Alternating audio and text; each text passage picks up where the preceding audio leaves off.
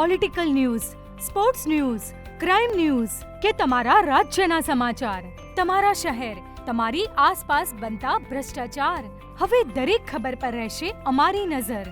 અમે બનીશું તમારો અવાજ. દરેક સત્ય, દરેક સમાચાર જે જનતા સાથે જોડેલી હોય. ગુજરાતનો સર્વશ્રેષ્ઠ ન્યૂઝ ચેનલ.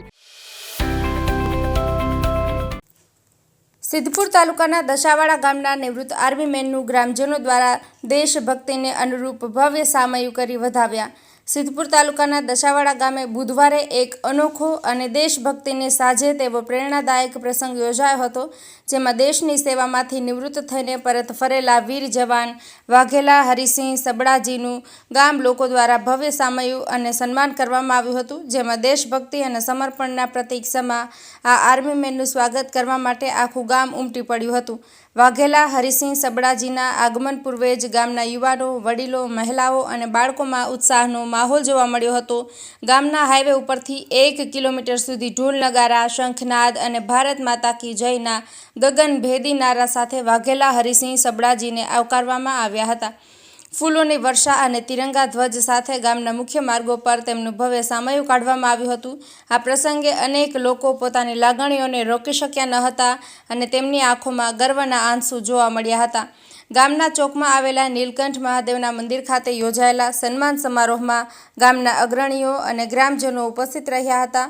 ગામ લોકોએ આર્મી મેનનું દેશ પ્રત્યેના અમૂલ્ય યોગદાન અને બલિદાનને બિરદાવ્યું હતું. તેમણે જણાવ્યું હતું કે વાઘેલા હરિસિંહ સબડાજી એ માત્ર આપણા ગામનું જ નહીં પરંતુ સમગ્ર દેશનું ગૌરવ છે. તેમની સેવાઓ અવિસ્મરણીય છે અને યુવાનો માટે પ્રેરણા સ્ત્રોત છે. આ પ્રસંગે વાઘેલા હરિસિંહ સબડાજીને શાલ ઓઢાડી સ્મૃતિચિહ્ન અર્પણ કરી અને પુષ્પગુચ્છથી સન્માનિત કરવામાં આવ્યા હતા. ગ્રામજનોએ પણ સ્વયંભૂ રીતે ભેગા થઈને તેમને ભેટ સોગાદો અર્પણ કરી હતી. વાઘેલા હરિસિંહ સબડાજી 2007માં બિહાર ટ્રેનિંગમાં જોડાયા હતા. ત્યાંથી જમ્મુ અને કાશ્મીરમાં પોસ્ટિંગ થયું હતું. ત્યારબાદ ઉજ્જૈન, દિલ્હી, બિહાર, રાજસ્થાન અને છેલ્લે દિલ્હીથી નિવૃત્ત થયા હતા. સન્માનનો સ્વીકાર કરતા વાઘેલા હરિસિંહ સબડાજીએ ગામ લોકોને હૃદયપૂર્વક આભાર માન્યો હતો. તેમણે જણાવ્યું હતું કે દેશની સેવા એ મારા માટે ગર્વની વાત છે. આજે ગામ લોકો દ્વારા જે પ્રેમ અને સન્માન મળ્યું છે તે હું ક્યારેય ભૂલી નહીં શકું. આ સન્માન મને ભવિષ્યમાં પણ સમાજ સેવા માટે પ્રેરિત કરતું રહેશે. તેમણે યુવાનોને દેશભક્તિ અને રાષ્ટ્ર નિર્માણમાં યોગદાન આપવા માટે પણ આહવાન કર્યું હતું. આ ભવ્ય સામયિક અને સન્માન સમારોહ માત્ર એક નિવૃત્ત આર્મી મેનનું સન્માન ન હતું, પરંતુ તે દેશભક્તિ, શૌર્ય અને સમર્પણની ભાવનાનું પ્રતીક હતું. આ પ્રસંગે ગામ લોકોએ એકતા અને રાષ્ટ્રીય ભાવનાનું ઉત્તમ ઉદાહરણ પૂરું પાડ્યું હતું. કમલેશ પટેલ, પાટણ.